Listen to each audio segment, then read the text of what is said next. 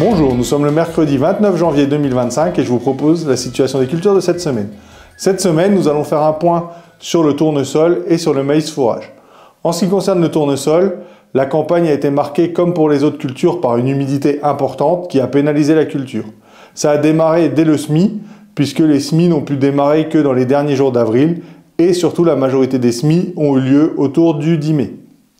Ensuite, les températures fraîches et le temps humide a ralenti le développement de la culture, ralenti l'élevée. Du coup, on a encore eu cette année des dégâts d'oiseaux qui ont pu être importants dans certains secteurs. Ces températures humides ont également favorisé le développement des limaces qui ont aussi ravagé certaines parcelles de tournesol. La poursuite d'un temps humide et sans rayonnement a entraîné un retard du cycle de tournesol puisque la floraison a eu lieu autour du 25 juillet contre le 14 juillet d'habitude. Donc on avait déjà 10 jours de retard au moment de la floraison.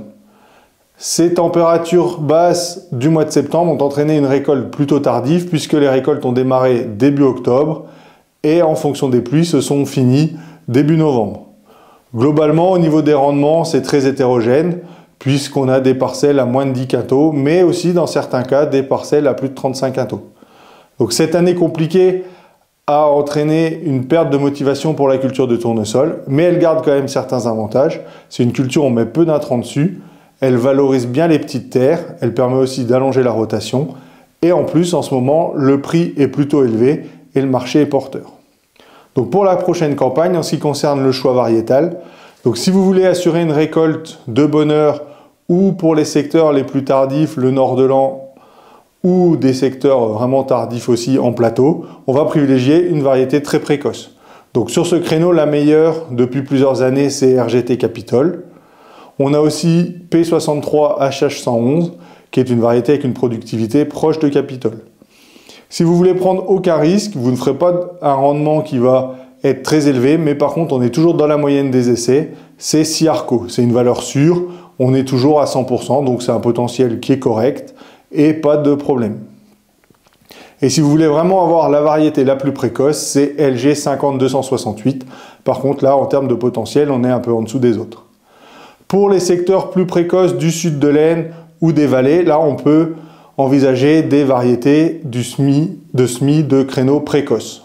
Donc là, la référence, c'est ES idyllique avec LG 50475, qui sont les deux variétés qui, depuis des années, ont des bons rendements. Ce sont des valeurs sûres.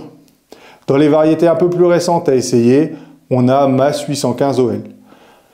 Dans toutes les variétés qu'on a testées, la variété avec le meilleur potentiel, c'est P63 HH165. Par contre, on privilégiera cette variété dans les secteurs les plus précoces, les vallées ou les terres sableuses, parce que c'est une des plus tardives. Donc si on veut pouvoir la récolter dans des bonnes conditions, il faut le mettre dans des terres plutôt précoces. En ce qui concerne les maïs fourrages, cette année, ça a été une bonne année au niveau de la production de biomasse, puisque la pluie régulière a entraîné des maïs avec des grosses productions. Par contre, ça a pénalisé les valeurs alimentaires, notamment le manque de rayonnement, qui fait que les valeurs alimentaires sont un peu inférieures aux dernières années.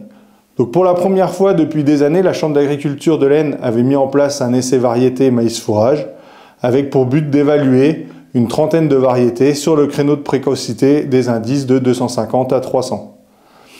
Au vu des résultats, on peut faire deux catégories. Les variétés avec une grosse production de biomasse et une bonne valeur alimentaire. Donc dans cette catégorie, on va retrouver Clémentine, RGT Lanx ou P8303.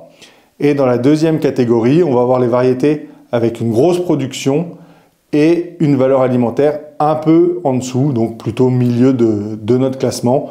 Donc là, on va retrouver DKC 3414, KWS Profusio et P8685.